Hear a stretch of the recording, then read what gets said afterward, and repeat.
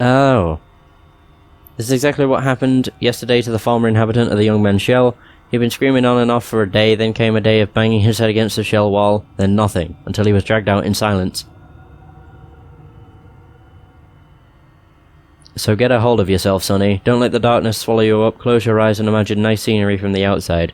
The bigger the better, the ocean or the sky or some huge field of grass. Remember, imagine, that's the only way to survive this place.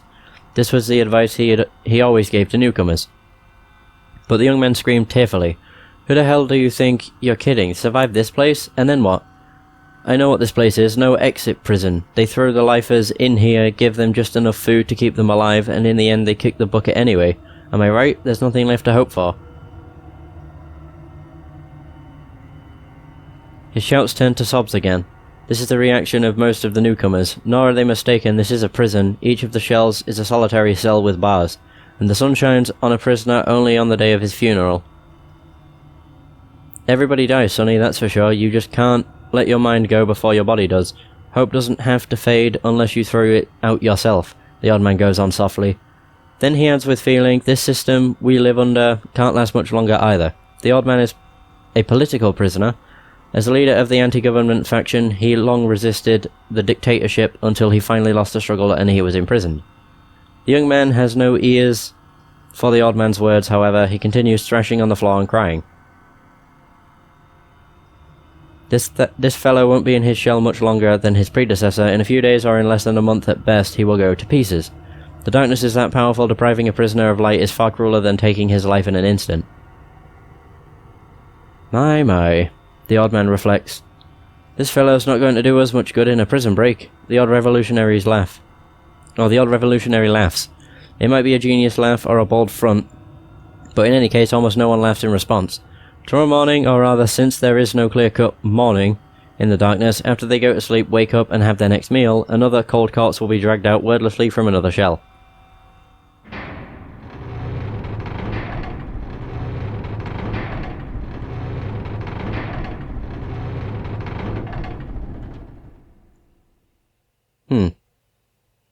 Hey, listen. The old revolutionary asks. Answer if you can hear me. I can hear you, Kaim says. His is the only voice. Man, this is bad. We were full up a little while ago. The old man gives a dry chuckle. Kaim asks, I wonder if something's happened out there. Maybe so, answers the old revolutionary. If you ask me, this would be about the right time for a coup d'etat or a revolution. My boys are going to keep quiet much longer.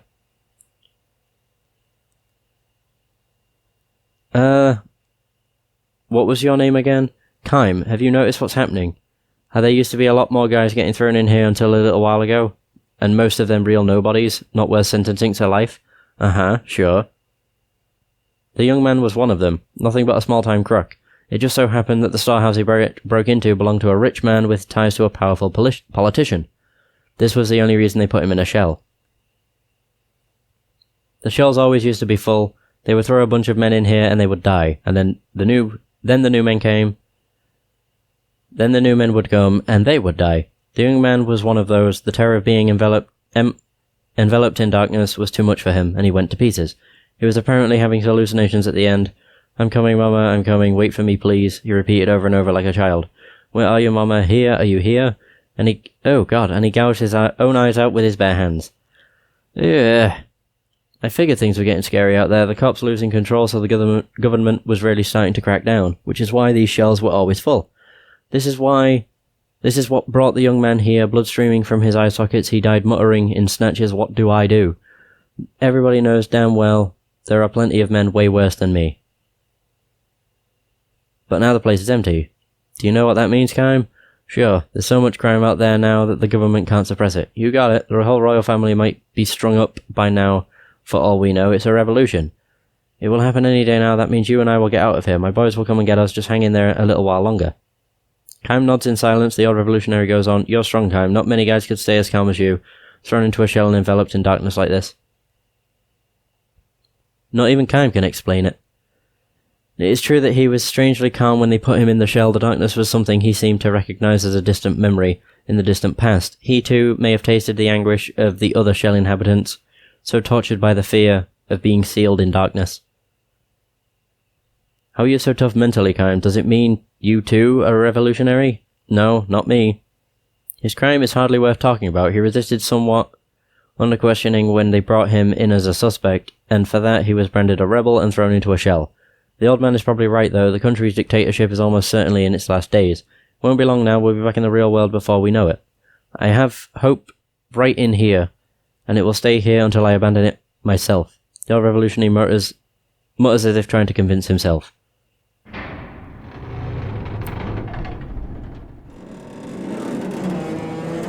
Bloody hell.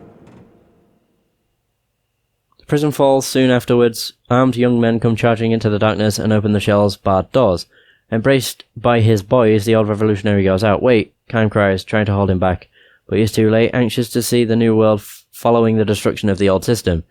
The old revolutionary steps outside and opens his eyes. It is evening.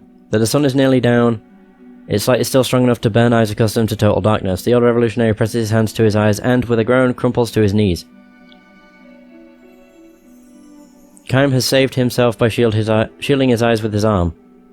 Not even he knows what caused him to do this. Could distant memories have taught him that the truly frightening thing about punishment by darkness is what happens after the release from prison? When could I have been imprisoned and where? More important, how long have I been on this endless journey? With bleeding eyes, surrounded on the ground by his boys, the old revolutionary searches for Kaim. I came all this way, Kaim, only to make one terrible mistake at the bitter end. My eyes are probably useless now. This is precisely why he asked Kaim for one last favour. Tell me, Kaim, what is the outside world like? Has the revolution succeeded? Are the people happy? Are they smiling joyfully? Kaim opens his eyes slowly, and just barely beneath the shade of his hand, as far as he can see, the ground is covered in bodies. Corpses of royal troops and revolutionary troops are heaped on one another, and countless civilians are dead. A mother lies dead with her small child in her arms, the bloody corpse of the child's father next to them, arms outstretched in a vain attempt to shield them. Ah, Christ. Tell me what you see, Kaim. Kaim fights back a sigh and says, you must work from now on to build a happy society. The old revolutionary senses the truth.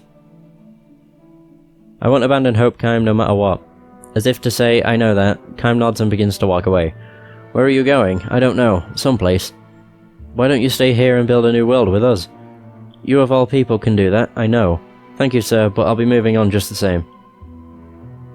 The old revolutionary does not try anymore to hold Kaim back. Instead, as a parting gift, he repeats for Kaim the words he spoke so often in his shell. There will always be hope wherever you are until you yourself abandon it. Never forget that.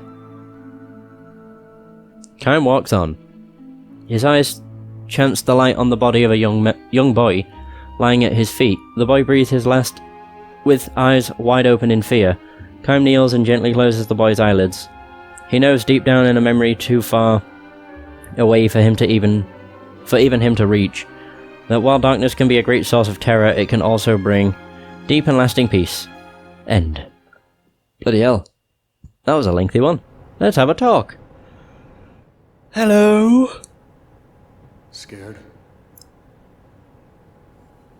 What do you mean? Are you afraid? Afraid? Yeah, I am. Of course I'd be afraid in a situation like this. And I tell you what, I'd be lying if I wasn't saying that I was scared of you as well. I'm afraid too. You're kidding.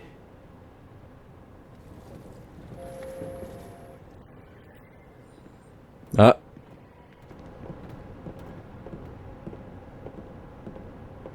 am General Kakanis, a majesty. The Queen has bestowed upon me the honor of commanding all Numara's forces. We don't care, dude. I speak with Her Majesty's voice, and you shall answer my questions. Go ahead, ask away. But no geography question. What were you doing at Grand Staff? You are Uran spies, aren't you? We're, just ordinary travelers. Yeah. Yeah, travelers. That's what we are. Yeah, I'm the husband. Over there's my wife. And Mr. Chuckles there in the middle. He's Mr. Chuckles. Yeah, we were just surprised, to see a building that huge while on our trip here. Ah, do you think I'm a fool? Yes. That's Grand Staff, Ura's giant magic engine. And we are already aware that there is a link between that thing and the recent meteor crash. Cool. What I want to know is exactly what caused it to happen. I suppose none of you know anything. That's true. Not spying for Ura, are you? Or maybe Goatsa, I'm telling you, we're just travelers. Come on, we're not spies. We don't know what happened. Come on, let us out of here. Ah. Since when do ordinary travelers display such masterful fighting skills? We're simply travelers. There you go. We have a great deal of skill in loosening obstinate tongues. Oh, I'll bet.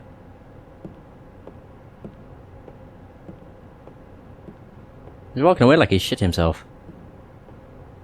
General! Oh. What is it? As we thought, our current equipment won't be enough to repair the White Boa. The damage caused by the electrical discharge is too great. According to the tech officer, we'll have to bring it back to Numara and dock it for full repairs. Oh no. From what the tech officer says, there's nothing that can be done about it. We'll suspend the operation and return to Numara. Okay. Yes, sir. Wait, what's our figurehead doing now? Her Majesty, sir? She's in her quarters. We've been hearing harp music from there for a while now. Oh, it's this. The Queen in a place like this? Yeah, a bit weird. A figurehead? What's that? How very refined. Well, if she loves music more than meddling, it makes things easier for me.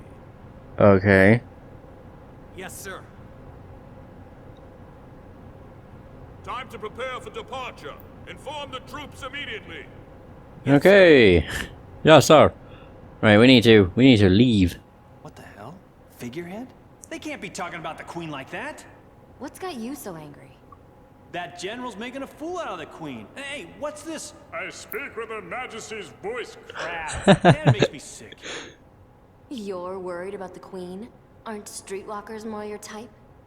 Ooh, witty. No, Numara's what bothers me. Hey, what the hell kind of country is it? Sounds like a seafood dish. Hey, you over there, are you somehow involved with Numara? I don't know. Not sure. That's his I'm sure. answer to everything. A glowing white monument in the sky. Do you remember it? It feels like my memory is returning. Bit by bit. Yours should be too. I get dreams. When you were talking so bitterly a while ago, was it about the dreams?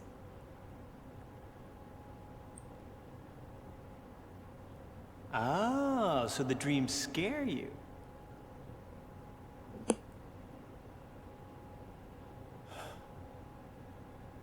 Yeah. Oh no.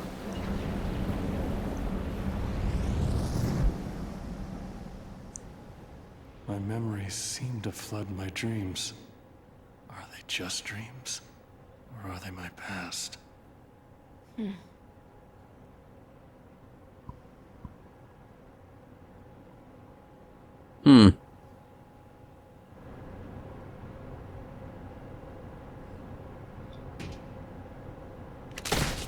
Ooh! Ah, crap, this isn't working.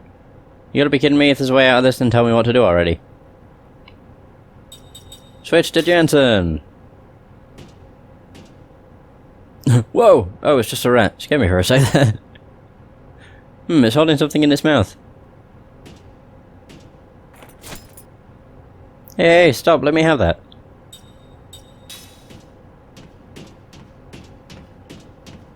Oh, the rat, though. Oh. Newsflash, we're still captured. Switch to Seth. What's this, a rat's nest?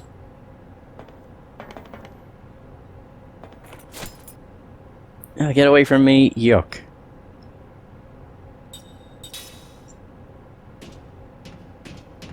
Oh, pick up. Light lens. Okay. Ouch.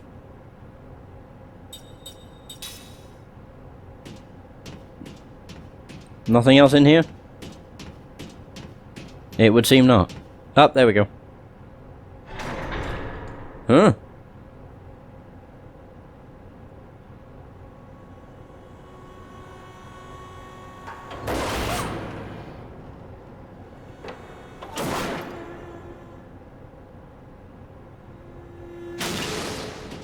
Jesus. I don't even know what's happening. Why is this always happening to me? You know, I could've- Oh.